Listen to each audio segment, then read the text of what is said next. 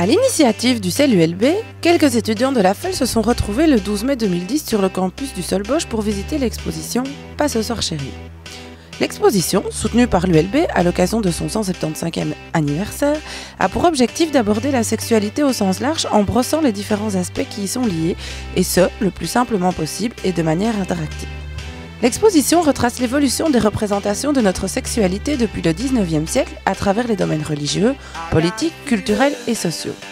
L'accent est également mis sur les mouvements liés à la libération sexuelle tels que le féminisme, la lutte pour le contrôle des naissances, les mouvements gays et lesbiens.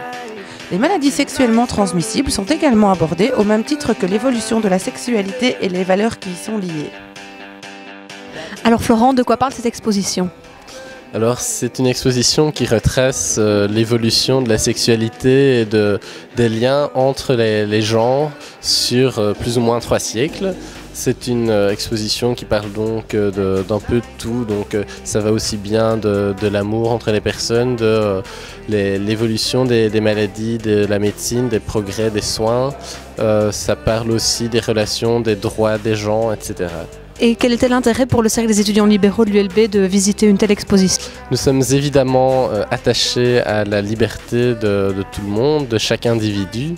Et donc c'était intéressant pour nous de visiter cette exposition à partir du moment où elle parle également de la libération des mœurs, mais aussi la libéralisation, je vais dire, des droits des individus, donc à vivre leur sexualité comme ils l'entendent, à partager les relations qu'ils veulent avec les individus qu'ils choisissent, évidemment entre adultes consentants.